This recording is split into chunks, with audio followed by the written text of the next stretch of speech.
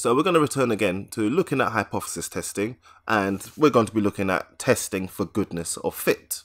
Up to now, we've only looked at some of the more basic distributions. We've either looked at the discrete uniform distribution, or we've been given a distribution that we're working from. But moving forward, we want to be able to test for some of our standard discrete distributions. So we want to be able to test whether or not the binomial distribution is a good fit, or whether the Poisson distribution is indeed a good fit. I had mentioned before that one of the steps when we're looking at a goodness of fit test is whether or not we have to estimate parameters. So as I walk you through a couple of examples here, I want you to be on the lookout for where we have to calculate or estimate our own parameters. Okay, so we'll start with this situation here. We're told that the table is thought to be modelled by a binomial distribution as given. So a binomial distribution where n is 10 and p is 0.2. So we've been told the specifics of this binomial. There's no parameter to estimate. We've been given the parameter 0.2. We've been told to use the table of binomial cumulative distributions to go ahead and find expected values, but we're going to do that with our calculator instead. We've been asked to conduct a test to see whether or not this is a good model. In other words, we're testing to see whether or not our data is a good fit for this particular distribution. Okay, so as usual, we're going to start off with some hypotheses. Now, our null hypothesis says that this distribution is a good model for the data, or our data is a good fit for the model. So that's the default, that this is a suitable model to use, while the alternative is that this distribution is not a suitable model to use. I'm just going to quickly calculate the total here. So I'm just going to add up all of the observed frequencies, and we get n equals 100. Now this is going to be useful because to calculate my expected frequencies, I want to find what is the probability according to this distribution, according to this model, that I get each of these specific outcomes. So the probability that I get 0 in the binomial distribution where n equals 10 and p equals 0.2 is 0.1074. Now, I need to multiply that by 100 to find how many times out of the 100 trials I would expect to get a score of 0.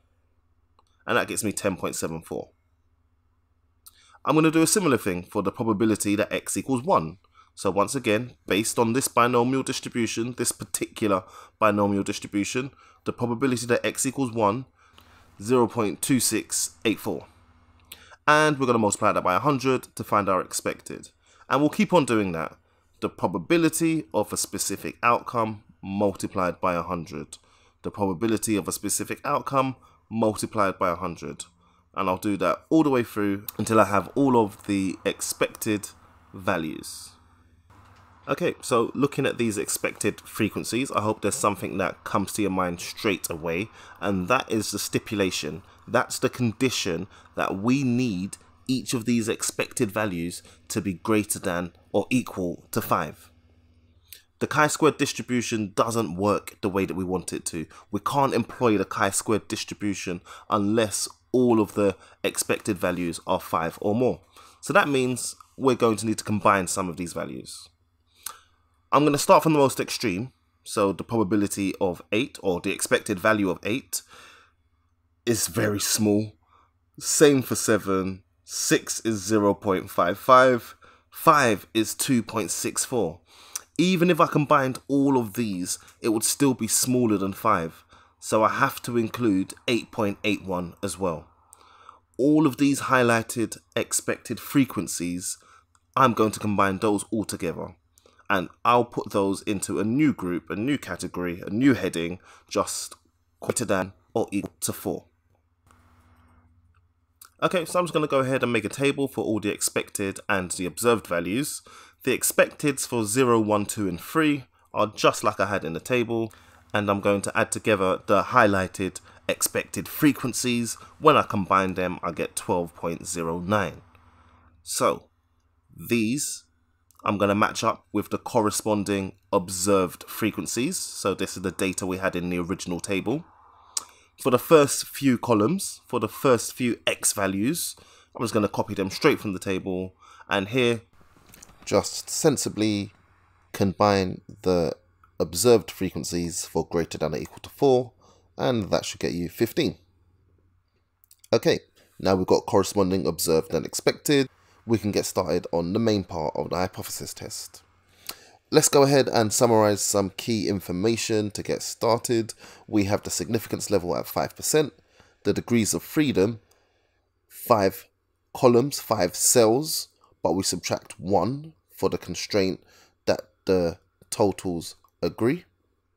That gives us degrees of freedom of 4. From here we can find our critical value, chi-squared value for 5% with 4 degrees of freedom is 9.488. I'm just going to quickly drop that onto a diagram. Anything in the shaded region is significant and we would reject the null hypothesis. Anything on the left hand side, we would accept the null hypothesis. Okay, so let's calculate the test statistic. It's the difference between the observed and the expected squared divided by the expected for each of these pairs. And processing that, we get a test statistic of 1.5453. And that is not in the critical region. It is not a significant result. So we can draw our conclusion. Our test statistic is less than the critical value. We do not have a significant result. We do not have enough evidence to reject H0, and in this particular case, we can conclude that there is enough evidence to suggest that the specific binomial distribution we're looking at, where n equals 10 and p equals 0.2, is a good model.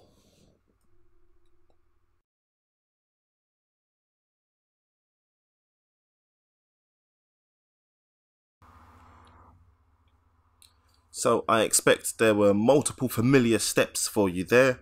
We started with our hypotheses, we spoke about the significance level, degrees of freedom, we calculated our observed, well, we already had observed, we calculated our expected, we looked for whether or not we had to group any of those expected values, we applied that to the observed values, we used those to calculate a test statistic, and from the test statistic we made a comparison and we drew our conclusions.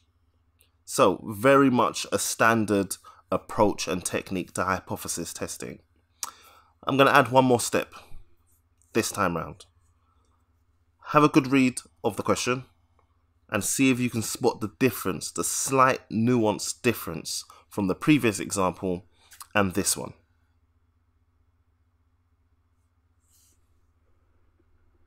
Previously, we were given the parameter for the binomial.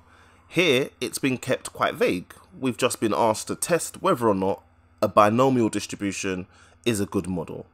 We haven't been given the parameter to use within the binomial distribution. Reading the context, we know that n is going to equal 5, but we don't know the value of p. Let's see how we're going to handle that. We'll start as usual with our hypotheses. But here we need to be careful to keep the vagueness that the question introduced. So we're just going to say a binomial distribution is a suitable model. We can't use any parameter in this hypothesis, otherwise we're going to lose credit in any sort of assessment. So we'll just keep vague and say a binomial distribution is a suitable model. Alternate hypothesis, binomial distribution is not a suitable model. We're now going to try and estimate the value of p. So a couple of things I want you to pay attention to here. If we add up the total frequencies, we realize there was a total frequency of 100. And in reading the context of the question, that means we asked 100 families. Each family had 5 children. And we were investigating the number of girls within each family. So that means we were investigating or looking at 500 different children. 5 per family, 100 families. From there, how many girls did we come across? Well, we can calculate that by multiplying the x value, or the r value, by the frequency. So r times frequency, r times frequency, r times frequency, and sum them together. And we get 199. So, out of the 500 children that we were investigating, 199 of them were girls. We can use this to estimate the probability that a child chosen at random is going to be a girl. And you can follow the formula on the screen to get there. But I want you to be able to use the concept to calculate the value of P as well. How many children were involved altogether? How many of them fit the criteria we were interested in? 199 over 500. The probability that a random selected child is a girl, 0.398. That's going to be the value of P. That's going to be the parameter that we'll use in our binomial going forward. Now, you've seen this stage of the hypothesis test a few times. We estimated the parameter P. So when it comes to the degrees of freedom, we now have two constraints. So let's be careful that when we're calculating V, we're considering the fact that we just estimated P. Okay, there's an alternative formula to find P, x bar divided by n, and it works just as well. If you choose one of these and stick to it, you would always calculate your P correctly. Okay, so just to summarize, P equals 0.398. We're now working with a binomial distribution as shown, where n equals 5 and P is 0.398. And we had 100 trials. We were working with 100 families. So the probability that we calculate, we're going to multiply by 100. Alright, so just using our calculator, we can find the probability that x equals 0. Multiply that by 100, we get 7.91. The probability that x equals 1, multiplied by 100, gets us 26.14. And if we carry that on, 34.56, 22.85, 7.55, and 0.99. Okay, I'm sure you've guessed it. 0.99 is a very low value for the expected frequency, so we're going to need to combine these two values. Let's copy everything across into a final table to use.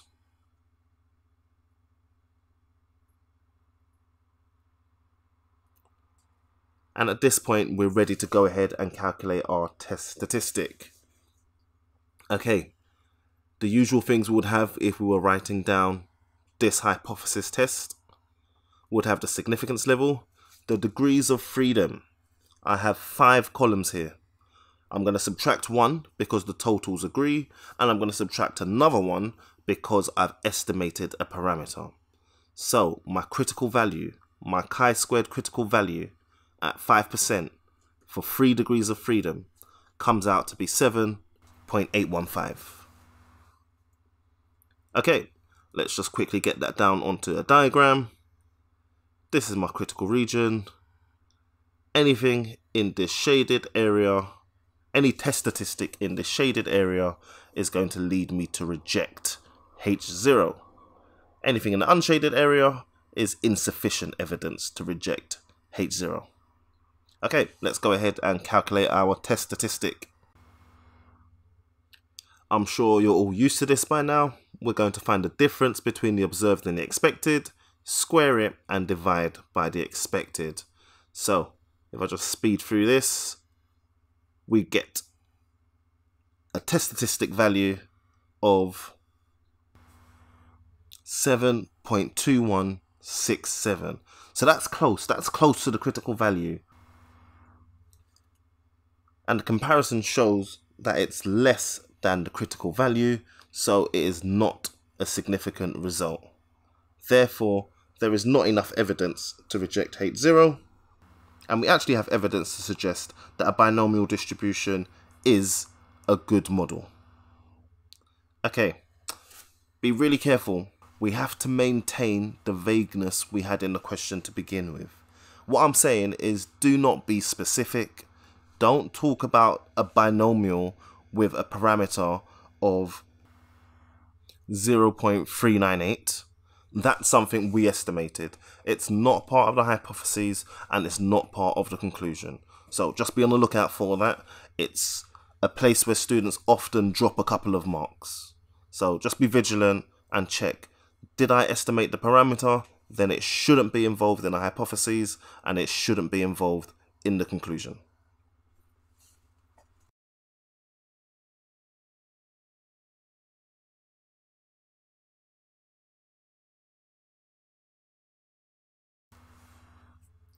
Okay, and just to finish off, let's just see how all of this transfers onto a Poisson distribution. A lot of it should be familiar. Let's just be careful to look for the differences in the Poisson. So here we've been given some data. The number of telephone calls arriving at an exchange in 6-minute periods were recorded over a period of 8 hours with the following results. We're being asked, can these results be modelled by a Poisson distribution? And we've been asked to use a 5% significance level. As always, we're going to start with our hypotheses. The null hypothesis is that yes, a suitable model would be the Poisson distribution. The alternate hypothesis is the inverse, to say that the Poisson distribution is not a suitable model for the number of calls. Let's try and gather some data from the table. There were 80 observations, and we get that from adding up the frequency. So there were 80 different recordings over this time. So how many phone calls were observed during this time? Well, I'm just going to do the number of phone calls multiplied by the frequency, and then the number of phone calls multiplied by the frequency. And if we keep on doing that, we get a total of 167 phone calls. So 167 phone calls from 80 observations, that means that the rate of phone calls, if we do a division, is 2.2 per unit of time. So that's going to be our value of lambda. Lambda equals 2.2, which means the distribution we're going to work with is x follows a Poisson distribution where lambda is 2.2, and this is per 6 minutes. The time interval was a 6-minute interval. We were told that in the original question. Okay, so just like before, we're going to use this distribution to calculate expected frequencies. Now, the probability under this Poisson distribution that x equals 0 or r equals 0 is 0.1108. And we need to multiply that by the number of observations. We're going to multiply by 80 this time. So that probability multiplied by 80 gives us 8.864. Similarly, for the probability that x equals 1, we get a probability of 0.2438 multiplied by 80, 19.504. So we'll do a similar thing all the way down the table to generate all of the expected frequencies. If you remember, the Poisson distribution is an infinite distribution. It has no top limit. It has no top value. Technically, within a 6-minute period, there could have been 50 phone calls. There could have been a huge number of phone calls, and we're not going to spend our time finding the value of each individual one. Just up to a point, up to the end of the original data that's been given to us, we're just going to test above that maximum value. So, looking at the table, 8 phone calls never happened. So looking at 7, I'm going to find an expected value for greater than or equal to 7. Now you know how to do this on your calculators. We'll do a 1 minus. So 1 minus less than or equal to 6 helps us to find greater than or equal to 7. So with the Poisson distribution, we're going to have to automatically create a cumulative probability for the uppermost value. So for the Poisson distribution, and actually indeed any infinite distribution, we're going to automatically find a range of values, a cumulative probability for the uppermost value. So just be on the lookout for that. Now we have all these expected frequencies. We're still not out of the woods yet. We're not ready to calculate our test statistic. We need to look and see whether or not they're all above the value of 5. They're not, so I'm going to need to combine these three together, and I can use that to populate the final table, the table of corresponding observed and expected values.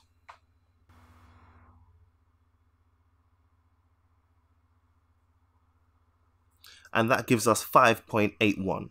Okay, so just a little bit above the criteria. Now that this table is complete, we can go ahead and jump right back into our hypothesis test.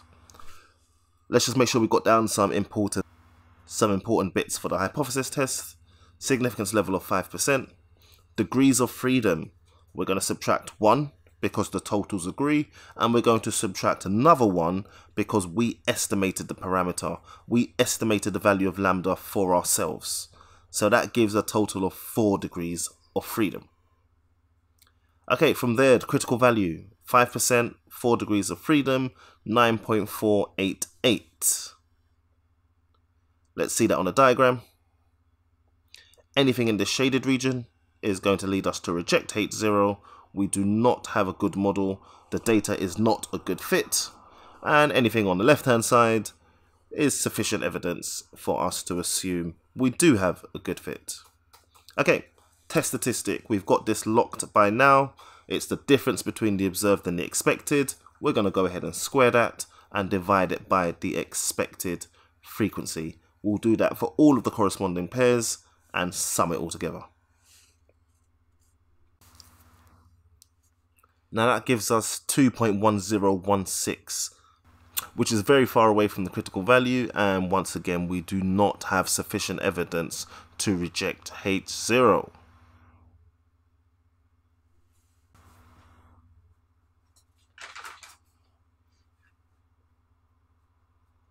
So once again our comparison shows that we do not have a significant result.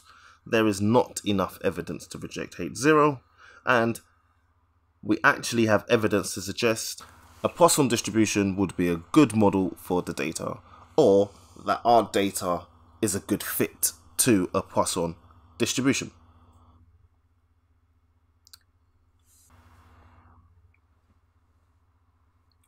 And I'll just leave you once again with these steps for conducting a hypothesis test where we're testing for the goodness of fit.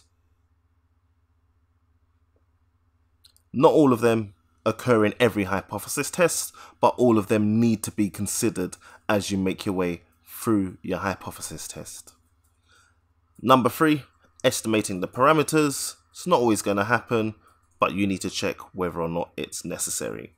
Number 6, combining expected frequencies so that none of them are smaller than 5. It's not always going to happen, but you need to check whether or not it's necessary. Remember to factor this into the degrees of freedom that you calculate.